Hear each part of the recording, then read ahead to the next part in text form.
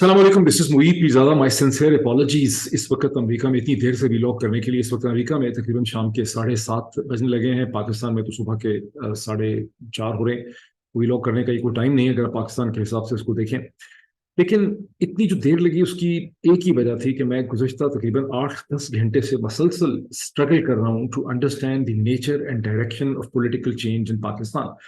उसकी वजह से मैंने पिछला वीलॉग किया, उसे बहुत उस पर बड़ी अप्रिसिएशन है। उस पर पहली दफ़ा कहीं 3,000 से भी ज़्यादा, 3,500 के करीब उसके ऊपर मखल है। लोगों के कमेंट्स भी हैं बहुत डिटेल।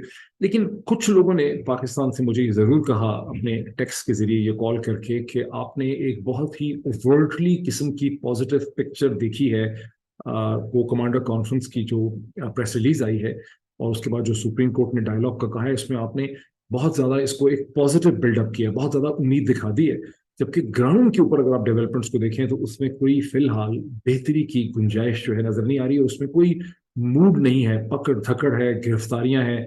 पहली दफा पाकिस्तान ने इतनी बड़ी तादाद में औरतों को, यंग ख्वातीन, मतलब ये हमारा एक कल्चर और कन्वेंशन रहा है पाकिस्तान का, बड़ी कल्चरल स्ट्रेंथ रही है इसमें कि नौजवान लड़कियों को, औरतों को वैसे भी बहुत कम गिरफ्तार किया गया पॉलिटिकल पर्पसेस के लिए।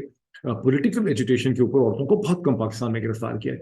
लेकिन ये पहली दफा है माफ कीजिएगा कि जहां पीटीआई के सोर्सेज ये कहते हैं कि 7 से 8 हज़ार लोग गिरफ्तार हुए हैं पूरे पाकिस्तान में। पंजाब पुलिस ने खुद एडमिट किया है कि तकरीबन 3,500 के करीब लोगों को उसने अब तक गिरफ्तार किया है। इसी तरह से गिरफ्तारियां सिंध में भी हैं, बलोचिस्तान में भी हैं, खैबर पख्तूनख्वा में भी हैं। लेकिन उसमें सैकड़ों की तादाद में खवातीन को गिरफ्तार कर लिया गया। अगर आप उसमें से प्रोमिनेंट शक्लें देखें, जैसे सनम जावेद खान, फलक जावेद खान, मैंने नाम लिखे हुए थे बाकायदा, सनम जावेद खान, फलक जावेद खान, फौजिया सदीक, लेकिन और बहुत सी खवातीन जिनके नामों से मैं वाकिफ नहीं हूँ, डॉक्टर शीरीन बजारी, डॉक्टर यास्मीन राशिद, सेनेटर फलक नाज, तो बहुत बड़ी तादाद में औरतों को भी गिरफ्तार किया गया। तो जो मुझे क्रिटिसाइज करने वाले, उन्होंने कहा कि डॉक्टर साहब जरा गौर से देखें, इतनी पॉजिटिव कोई डेवलपमेंट नहीं है, नीयत बिल्कुल ठीक नहीं है, डिसेप्शन कर रहे हैं। जब डायलॉग का कहते हैं, पॉलिटिकल कंसेंसस का कहते हैं, तो कोई धोखेबाजी हो रही है, इसमें कोई हकीकत नहीं है। तो मैंने कहा कम से कम ये एडमिट कर लूं, और ऑफ कोर्स इस क्रिटिसिज्म का मेरे सोचने के ऊपर भी एक इफेक्ट है। Having said this, I also want to appreciate वो तमाम लोग जिन्होंने ये 3,000, 300, 400 कमेंट लिखे हैं। बिकॉज सिर्फ किसी ने येस नो के कमेंट नहीं लिखे, बहुत डिटेल्ड जो है कमेंट लिखे गए। आई विश कि it was possible for me कि मैं हर कमेंट का जवाब लिखता, नाम मेंशन कर देता, तारीफ करता, एक्नॉलेज करता। प्रैक्टिकली ये मुमकिन नहीं है। मैंने बहुत सी जगहों पे जवाब भी दिए हैं, बहुत सी चीज़ों को मैंने उसको अप्रिशिएट किया, टिक मार्क के जरिए अप्रिशिएट किया। और एक कमेंट मैंने देखा, मरियम आफ्ताब, कोई खातून है, आई डोंट नो कौन है, किसी मल्टीनेशनल ऑर्गेनाइजेशन में काम करती हैं। उनका कमेंट जो था, that was very hurtful to me, जब उन्होंने लिखा कि इतनी परेशानी, इतनी मेंटल कयास की सिचुएशन है कि किसी भी चीज़ पे फोकस नहीं कर सकते। और जो हमारी मल्टीनेशनल ऑर्गेनाइजेशन जिनमें हम काम करते हैं, वो एमएनसीज हमसे एक्सपेक्ट करते हैं कि जिस लेवल का फोकस हो, कॉन्सेंट्रेशन हो, डिलीवरी हो, वो डिलीवरी करना भी मुमकिन नहीं रहा। तो मुझे उनका कमेंट बहुत रेलिवेंट लगा to the sets of circumstances, और मैंने उसको पिन किया, उस कमेंट को। ये पिछले वीलॉग के ऊपर आप देख सकते हैं। और जब मैंने उसको पिन किया तो उसके ऊपर भी मैंने देखा है कि 20 से ज्यादा बहुत डिटेल कमेंट। उसमें एक कोई साहब हैं, सुहेल सईद साहब, उनका बहुत डिटेल कमेंट, फिर सारा चौधरी साहबा का बड़ा डिटेल कमेंट। और इससे पहले भी मैंने आप सब लोगों में से, बहुत से लोगों से रिक्वेस्ट की थी, जिसे मैं दोहराना चाहता हूँ, कि बहुत से लोग आप में से बहुत अच्छी इंग्लिश लिखते हैं, बहुत डिटेल लिख सकते हैं, पूरे कॉलम लिख सकते हैं, आर्टिकल लिख सकते हैं, और आप मुझे ईमेल करें। मैंने अपनी ईमेल दी है आपको, मेरी ईमेल से सभी वाकिफ हैं। और मैं आपको ग्लोबल विलेज स्पेस की जो ऑपरेट टीम है उसके साथ कनेक्ट करूंगा, ताकि आप लोग अपने ओपिनियन बेसिस लिख सकें। लेकिन जाहिर है कि जब आप एक ऑनलाइन पब्लिकेशन के अंदर लिखेंगे तो आपको थोड़ी सी एहतियात करनी होगी। वहाँ का कन्वेंशन डिफरेंट है। बहुत सा गमो गुस्सा जो आप यहाँ पे एक्सप्रेस कर सकते हैं यूट्यूब के ऊपर खुल के, वो वहाँ नहीं आप कर सकते। और बहुत से आपके जो जज्बात हैं उनको आपको एक स्ट्रक्चर के अंदर लाना पड़ेगा। तो एक आर्टिकल या ऑपरेट की शक्ल जो है वो एक फ्री व्हीलिंग कमेंट से थोड़ी सी मुख्तलिफ होती है। सो ये तो वो बैकग्राउंड है जिसमें मैं गुज़श्ता कई घंटों से उलझा रहा हूँ। अभी हम देखें कि डेवलपमेंट्स क्या। देखिए, डेवलपमेंट्स बहुत सी हैं। वन ऑफ द रीजन कि मैं पिछले 8-10 घंटे से स्ट्रगल कर रहा हूँ to make sense of these things in view of also the criticism जो मुझे रिसीव हुई है कि भी आप ज्यादा सबक बाग दिखा रहे हैं, या बहुत ज्यादा ऑप्टिमिस्टिक हैं, या बहुत पुरुमीद नजर आते हैं, और हकीकतें ऐसी पुरुमीद नहीं है। तो उसकी वजह यह है कि जो डेवलपमेंट्स हुई हैं वो कॉन्ट्रडिक्टरी हैं। यानी एक डेवलपमेंट आपको एक डायरेक्शन में जाते नजर आती है, दूसरी डेवलपमेंट आपको दूसरे डायरेक्शन में जाते नजर आती है। तो जैसे प्लस माइनस एक दूसरे को न्यूट्रलाइज कर देते हैं, जायल कर देते हैं। इसी तरह ये डेवलपमेंट्स जो हैं आपको कोई सेंस ऑफ डायरेक्शन नहीं देती हैं। लेकिन जो बहुत सी इंटरेस्टिंग डेवलपमेंट्स हैं, ये रेलेवेंट डेवलपमेंट्स हैं, मैं एक दफ़ा उनका जिक्र जरूर कर दूं, मेरे सामने बहुत सी लिखी हुई हैं। देखिए, जहां आप देखते हैं कि मैंने कहा था कि फवाद चौधरी बहुत जल्दी रिहा हो जाएंगे, रिहा तो अपने लीगल प्रोसेस हुए, लेकिन जब वो रिहा हो रहे थे, बाहर निकल रहे थे, तो उनको दोबारा गिरफ्तार करने की कोशिश की गई और भागते धोड़ते Fawad Chaudhary running for his life, और वो अंदर पहुंचे कोर्ट में, और फिर दोबारा उन्होंने औरंगजेब गुल हसन जो हैं उनसे दोबारा उन्होंने बड़े स्ट्रॉन्ग ऑर्डर्स हासिल किए। फाइनली फवाद चौधरी रिहा होके, एक उनकी जमानत एक्सटेंड हो गई है, वो अपने घर पहुंचे। लेकिन उसके साथ ही जो हो जाना चाहिए था कि डॉक्टर शीरी मजारी और सेनेटर फारूक नास को जब अदालत के कहने पे रिहाई मिली, उनको बेल मिली, उसके बावजूद उनको दोबारा गिरफ्तार करके, और उनकी साहिबजादी कहती हैं डॉक्टर शीरी मजारी की कि उनको गाड़ी में डाल के जबरदस्ती जो है डिप्लोमेटिक एनक्लेव में ले गए। अच्छा, अब डॉक्टर शीरी मजारी की जो साहिबजादी हैं, वो कहती हैं कि उनको भी पुलिस ने धक्के मारे, जमीन पे गिरा दिया, जद्दोकूब किया। ये भी बहुत अनयूजुअल चीज है। लोग कहते हैं ना, पहले भी होता था, पहले भी होता था। पहले कहाँ होता था ये? पहले कहाँ सैकड़ों की तादाद में मिडिल क्लास खवातीन को पाकिस्तान में पॉलिटिकल कॉज के ऊपर, पॉलिटिकल एजिटेशन के ऊपर गिरफ्तार किया गया? पहले ये कहाँ हुआ है कि अपर मिडिल क्लास की एक पढ़ी लिखी सोलिसिटर वकील जो है, उसको पुलिस वाले जमीन पे गिरा दें, जदोकूब करें, धक्के मारें? ये वायलेंस कहाँ हुई थी?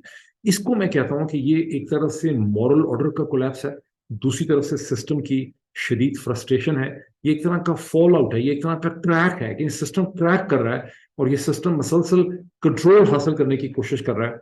और कंट्रोल हासिल करने की कोशिश में गुज़िश्ता एक बरस में जो है, इसको ज्यादा से ज्यादा जोर लगाना पड़ रहा है।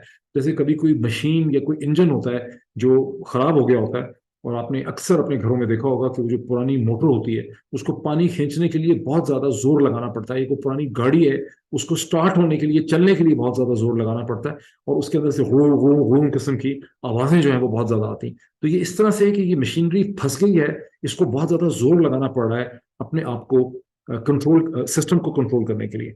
अच्छा, और डेवलपमेंट देखें कि नवाज शरीफ साहब ने 10 मई को जो वीडियो मीटिंग हुई, ये दुनिया न्यूज़ के एक रिपोर्टर हैं जिनका कमेंट चल रहा है पूरे सोशल मीडिया के ऊपर, वहां नवाज शरीफ साहब ने इस वीडियो मीटिंग के दरम्यान में शहबाज शरीफ साहब वगैरह को लताड़ा, और उन्होंने कहा कि फौज हमारे साथ है। बार बार उन्होंने जोर दे के कहा कि फौज हमारे साथ है, और आप लोगों ने सही इस्तेमाल नहीं किया, ना फौज का सही इस्तेमाल किया है, और पुलिस का इससे बहुत ज़्यादा बेहतर इफेक्टिव इस्तेमाल हो सकता था, हमने इससे पहले भी किया था, और पुलिस के अफसरों को खुश करने के तरीके होते हैं। सो नवाज शरीफ साहब को लग रहा है कि ये सारा जो क्रैकडाउन हुआ है, जो सारी मारधाड़ हुई है, जिसमें 50 से 70 लोगों की डेथ भी हो गई है 9 से 10 मई के दरमियान, ये नवाज शरीफ साहब के हिसाब से सफिशिएंट एक्सरसाइज ऑफ फोर्स जो है वो नहीं हुई।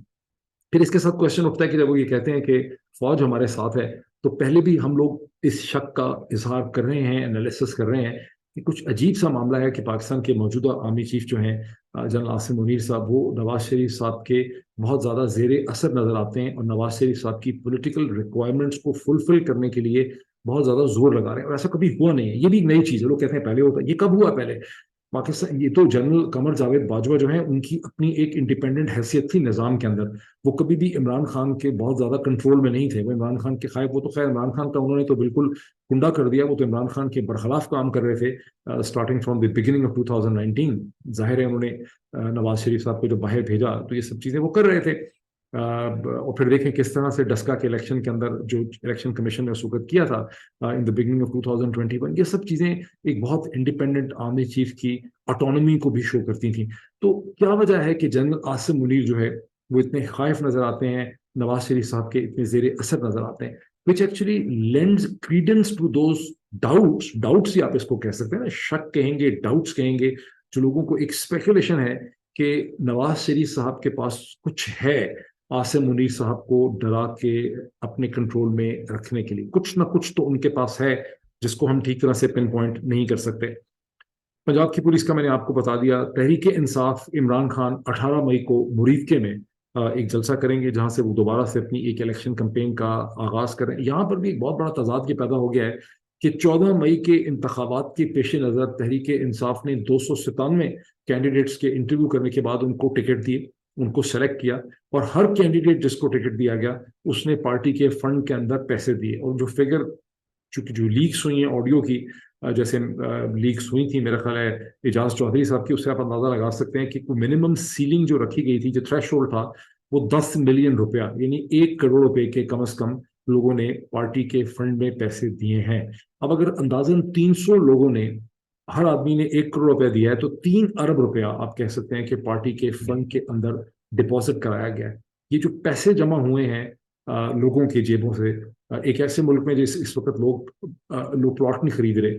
فار انسٹنس مجھے کسی ریئل اسٹیٹ کے بندے نے بتایا بیکاز لوگ کیش کو کنزرو کرنا چاہتے ہیں. تو آپ یہ دیکھیے کہ کتنا ایک پریشر جو ہے پولیٹیکل کلاس کے اندر پیدا ہو گیا ہے کہ بھائی الیکشن کب ہوں گے, ہم نے اپنے پیسے دیے ہوئے ہیں جو پی ٹی آئی کے فنڈ میں دے دیے ہیں, پی ٹی آئی کے اوپر بھی اس کا کتنا زیادہ پریشر ہوگا. میں آپ کو ڈفرنٹ پریشرز سمجھانے کی کوشش کر رہا ہوں.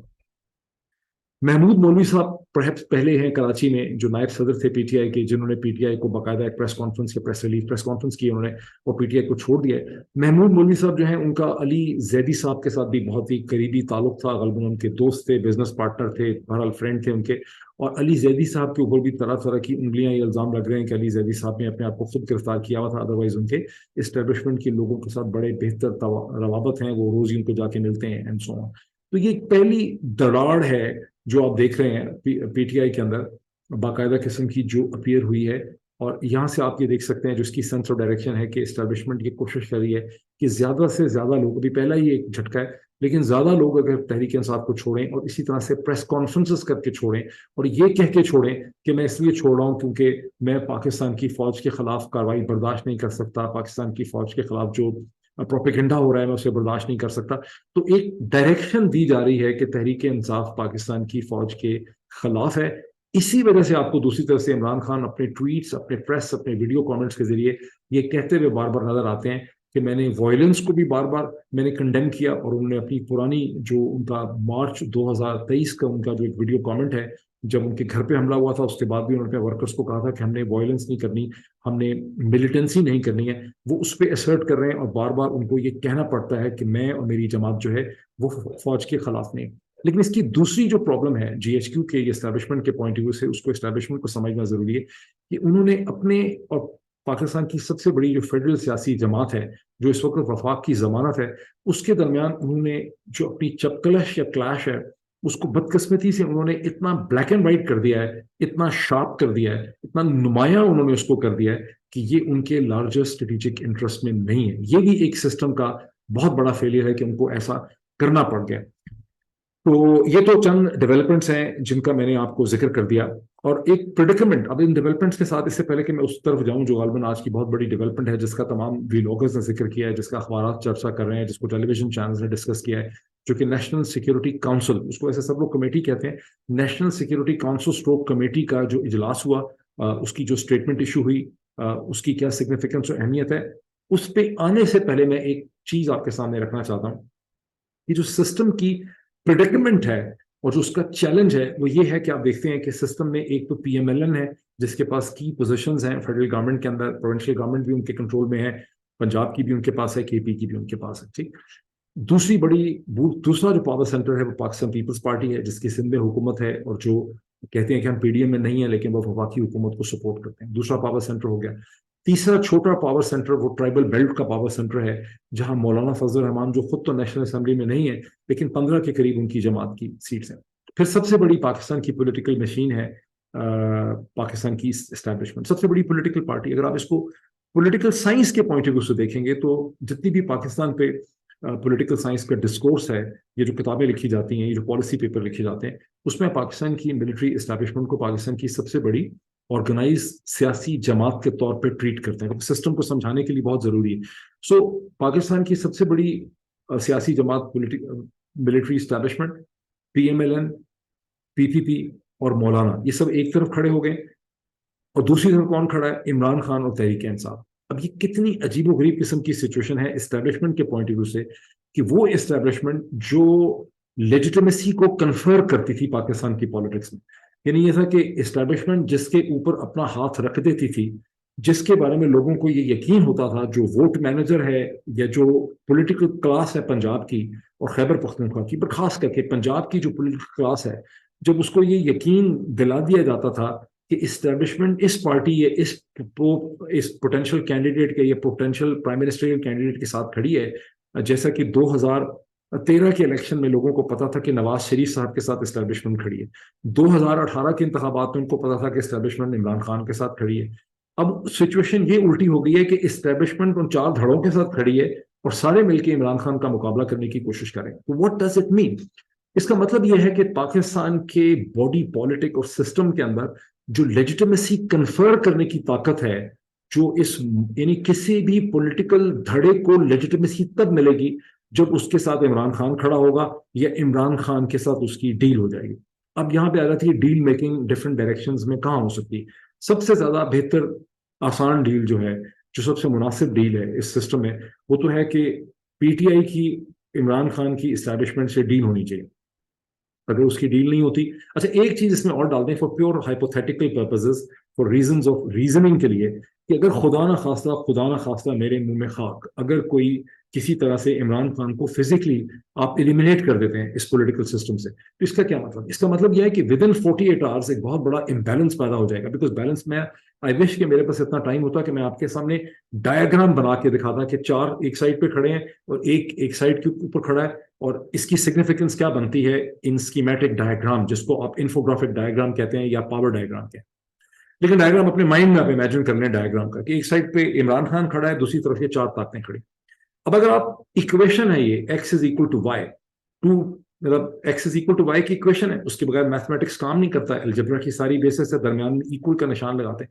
آپ ایک سائڈ سے بھم کر کے ایکول کو اڑا دیتے ہیں، آئی کے کو آپ اڑا دیتے ہیں، تو اس کا مطلب ہے اکویشن یہ ڈسٹرب ہو جاتی ہے.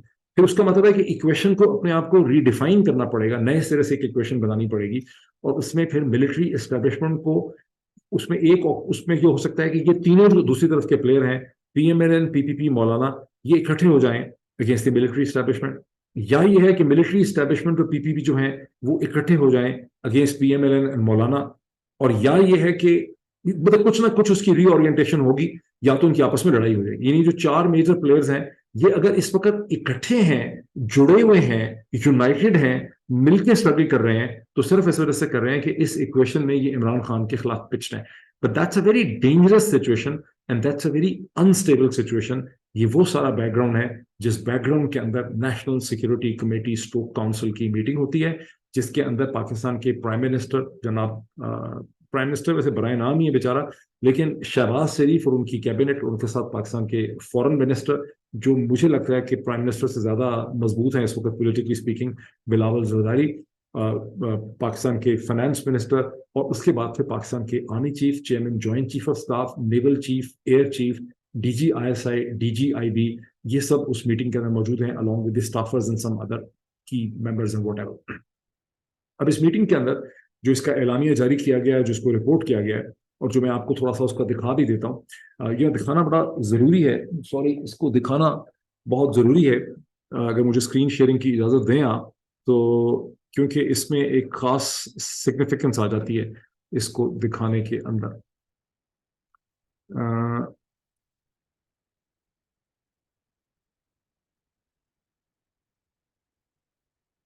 Back to the meeting. Sir یہ میں اس کو شیئر نہیں کر سکا،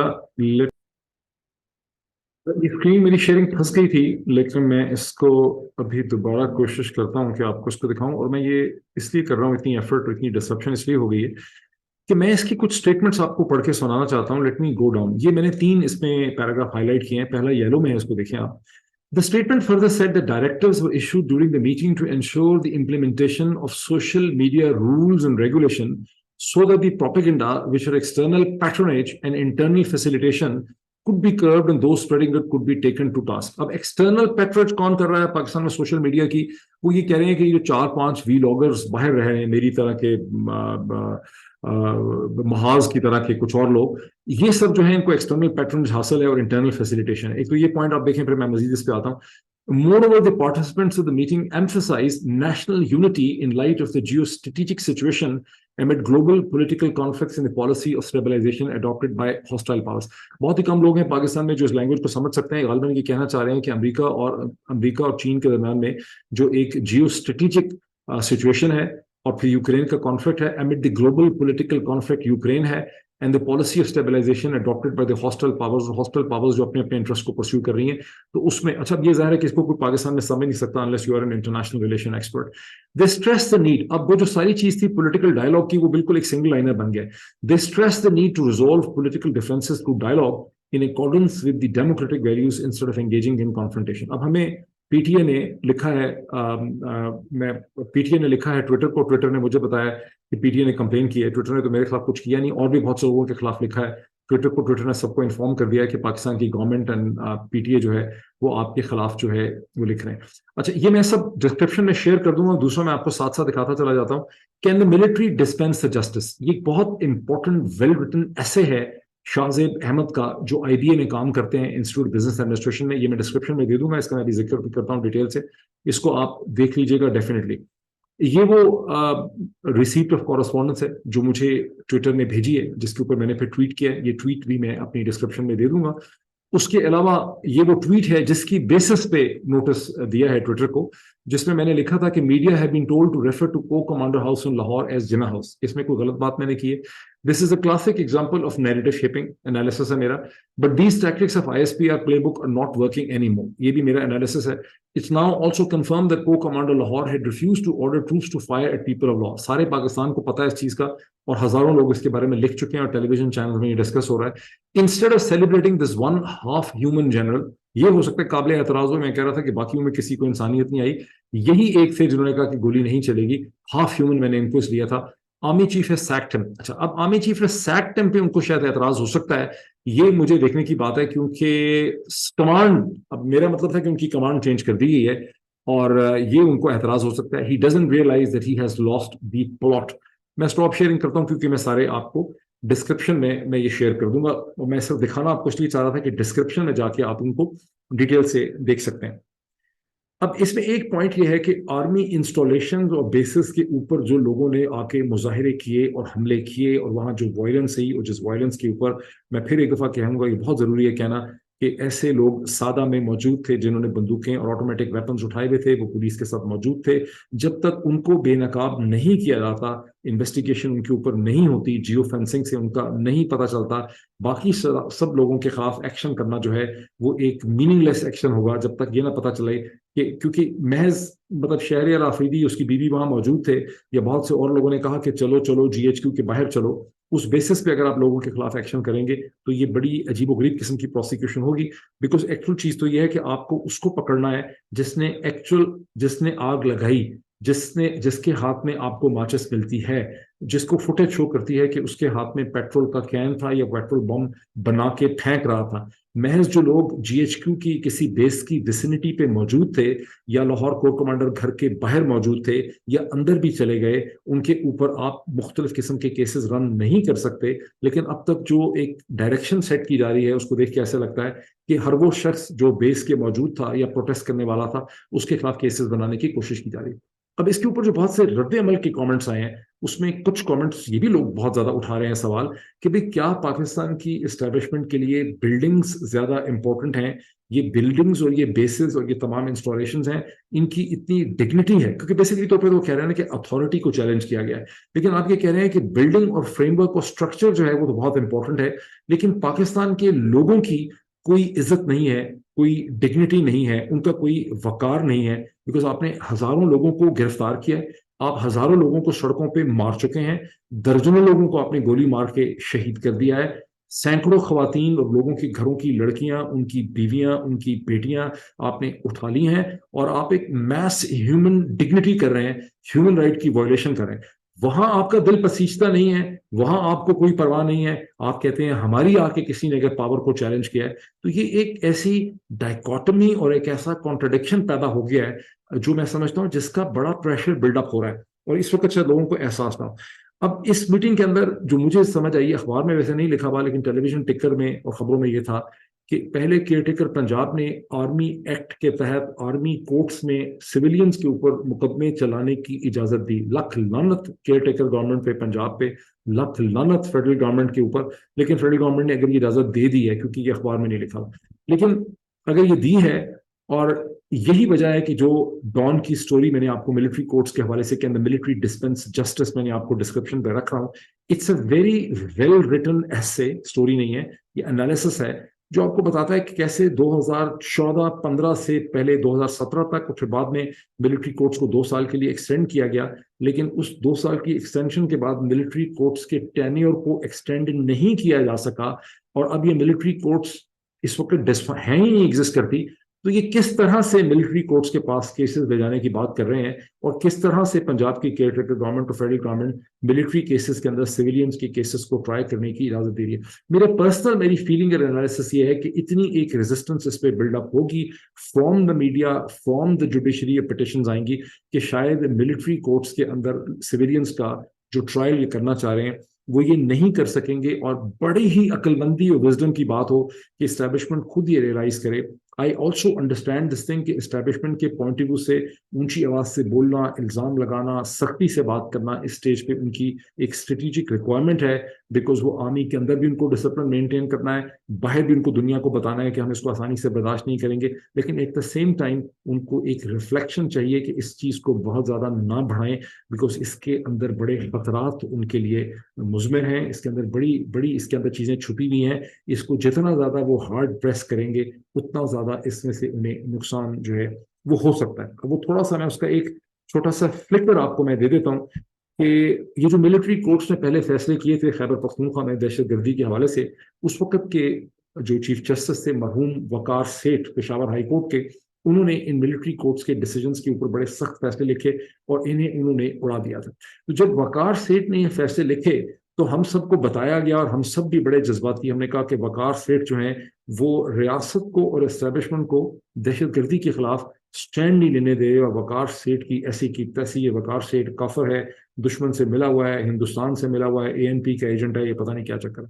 لیکن اس کے بعد کیا ہوا، کچھ مہینوں کے بعد اس ناچیز کو دی ہیگ کے اندر ہالینڈ کا جو شہر ہے ہیگ، وہاں پر ایمسٹرڈم سے کچھ فاصلے میں انٹرنیشنل کورٹ آف جسٹس ہے. اف آئی کریکٹلی ریمبر، میں نے غلط تو نہیں کچھ کہہ دیا، لیکن ہیگ ہی ہے. انٹرنیشنل کورٹ آف جسٹس میں جب ہندوستانی جو کمانڈر تھا نیوی کا کلبھاشن یادو، اس کو جب ہندوستان وہاں کیس لے کے گیا تھا تو وہاں پاکستان نے اس کو ڈیفینڈ کیا. وہ بڑا انٹرسٹنگ کیس تھا. تو 2 دن وہ وہاں چلتا رہا اور میں وہاں موجود تھا along with a small Pakistani media team. اور مجھے یاد ہے کہ اس چھوٹی سی وہ جو ہال ہے، بڑا چھوٹا سا اس کا ہال تھا، لیفٹ سائڈ پہ ہم پاکستانی صاحب بیٹھے ہوئے تھے along with Pakistani officials and media team. سامنے وہ 17 یا 19 جسٹسز تھے انٹرنیشنل کورٹ آف جسٹس کے. رائٹ سائڈ پہ انڈین ڈیلیگیشن تھا اور ہندوستان کے وکیل تھے، اور انور منصور خان صاحب پاکستان کے اٹارنی جنرل نے وہاں پر. اچھا، اب ہندوستانی سائڈ نے یہ کہا، جب انہوں نے یہ کہا کہ جی ہمارے ہاں یہ ٹرائل فیصلہ اس طرح سے عدالت نے کیا ہے کلبھاشن جادو کے حوالے سے، تو ہندوستانی سائڈ نے کہا کہ پاکستان میں تو جتنی بھی عدالتیں ہیں وہ ساری ملٹری کنٹرولڈ ہیں، اور ان کو کرنل کوئی بتاتا ہے کہ کیا فیصلہ لکھنا ہے، اور عدالت میں اس پہ حالانکہ بڑا سیریس ماحول تھا وہاں، اس کے اوپر ٹھیک ٹھاک جس کو کہتے ہیں نا سپریسڈ قسم کا لافٹر وہاں پہ پیدا ہوا. تو انور منصور خان صاحب نے، پاکستانی ڈیلیگیشن نے بڑی کھس پھس کرنے کے بعد پوزیشن وہاں پہ یہ لی کہ، اور انہوں نے ایک ڈیسیجن وہاں پہ دکھایا وقار سیٹھ صاحب کا، پشاور ہائی کورٹ کے چیف جسٹس کا. انہوں نے کہا دیکھیں جی عدالتیں ہمارے ہاں بڑے انڈیپینڈنٹ فیصلے کرتی ہیں، اور ملٹری کورٹ سے جہاں لوگوں کو سزائیں دی تھیں، پشاور ہائی کورٹ کے چیف جسٹس اور ان کے ساتھ دوسرے جج ہیں، انہوں نے ان کو ریلیز کر دیا اور ملٹری کورٹ کے ڈیسیجن کو اڑا کے رکھ دیا. ہندوستانیوں نے وہاں پہ کاؤنٹر آ کے کہا کہ اس کے علاوہ بھی کوئی اور ڈیسیجن دکھائیں. بہرحال وہ نہیں ہم دکھا سکے، لیکن international court of justice is very kind. انہوں نے اس ایویڈنس کو مان لیا کہ پاکستان میں کوئی آزاد جوڈیشری نام کی چیز جو ہے وہ ایگزسٹ کرتی ہے، اور یہ سب کے سب جو پاکستان کی عدالتیں ہیں یہ اسٹیٹ کی اور ایگزیکٹو کی، کیونکہ ملٹری اسٹیٹ ایگزیکٹو ہے، اس کی ایکسٹینشن نہیں. یہ میں ایگزامپل اس لیے سیٹ کر رہا ہوں کہ جس راستے پہ پاکستان کی ملٹری اسٹیبلشمنٹ اس وقت اپنے غصے میں اور غیظ و غضب میں جا رہی ہے، اس کی اور بھی امپلیکیشنز ہیں. اس لیے میں کم از کم ایز ویری سنسیئرلی یہ ریکویسٹ کروں گا کہ اس راستے پہ نہ جائیں جس سے آپ کو بعد میں بہت زیادہ نقصانات جو ہیں آپ کو اٹھانے پڑ سکتے ہیں. اب ہم آ گئے اس چیز کے اوپر. اسٹیبلشمنٹ پہ آف کورس بہت زیادہ پریشر ہے اسٹرانگ رسپانس دینے کا. ایک سائڈ سے وہ اسٹرانگ رسپانس دینا چاہ رہے ہیں، دوسری سائڈ سے وہ یہ کہہ رہے ہیں کہ ہم اولو برانچ ہولڈ کرتے ہیں پولیٹیکل ڈائلاگ کی.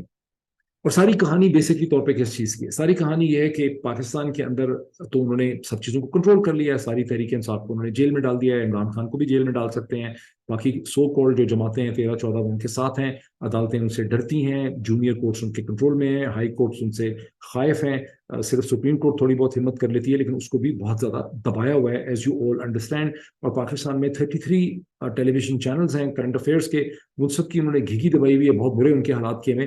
تو پھر سارا چیلنج کہاں پہ؟ سارا چیلنج ہم بد نصیبوں کے کندھوں پہ آ کے گر گیا ہے، جو 4 یا 5 امریکہ، برطانیہ، کینیڈا کے اندر بیٹھے ہوئے ہیں. 2 اس میں سے امریکہ میں ہیں، ایک کینیڈا میں ہے، ایک برطانیہ، 2 برطانیہ میں ہیں. تو آپ یہ سمجھیں کہ اب ہم دشمن بن گئے ہیں پاکستان کے. مطلب دیکھیں کیا انٹرسٹنگ سچویشن ڈیولپ کر گئی ہے کہ ہم پاکستان کے دشمن بن گئے ہیں، اور ہم آگے سے یہ کہہ رہے ہیں کہ جو کچھ پاکستان میں ہو رہا ہے یہ پاکستان دشمنی پہ مبنی. اور ہمیں یہ کہا جا رہا ہے کہ ہم بیرونی طاقتوں کے اعلی کار ہیں، بیرونی طاقتوں کے ساتھ مل کے کر رہے ہیں. حالانکہ ہمارا انالیسس یہ پوائنٹ آؤٹ کرتا ہے کہ پاکستان کے اندر جو کچھ بھی ہو رہا ہے یہ در حقیقت بیرونی طاقتوں کی ایما اور اس کی مرضی پہ ہو رہا ہے. یہی وجہ ہے کہ جب آپ سینکڑوں عورتوں کو گرفتار کرتے ہیں، ہزاروں آدمیوں کو جیل میں ڈال دیتے ہیں، 50 سے 70 لوگوں کو گولی مار کے آپ شہید کر دیتے ہیں، تو نہ امریکہ کے کان پہ جوں ریگتی ہے، نہ برطانیہ کے کان پہ جوں ریگتی ہے، نہ یورپین پارلیمنٹ کے، نہ یورپین یونین کے کان پہ جوں ریگتی ہے. تو بین الاقوامی طاقتیں کس کو سپورٹ کر رہی ہیں؟ آپ کو کر رہی ہیں یا ہمیں کر رہی ہیں؟ بہرحال پاکستان میں بیوقوف بنانے کے لیے کچھ بھی جو ہے وہ کہا جا سکتا ہے.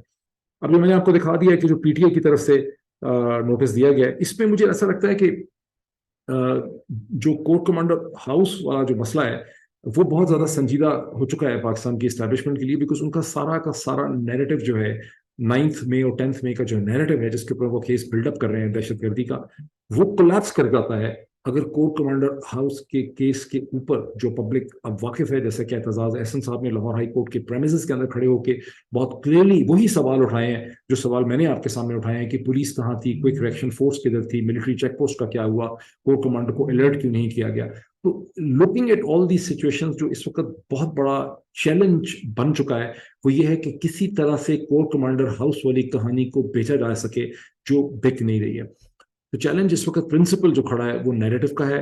اب دیکھتے ہیں کہ آگے اس کو یہ کیسے لے کر چلتے ہیں. میں نے آپ کو شروع میں کہہ دیا تھا کہ کانٹرڈکٹری ڈیولپمنٹس ہیں. پرسنلی میں ابھی بھی یہ سمجھتا ہوں کہ اسٹیبلشمنٹ چاہتی ہے کہ کسی طرح سے ایک پولیٹیکل کنسنسس ہو، لیکن جو اس میں کانفلکٹ ہے اور جو اس میں مجبوریاں نظر آتی ہیں اسٹیبلشمنٹ کی، وہ بھی میں نے آپ کے سامنے رکھنے کی کوشش کی.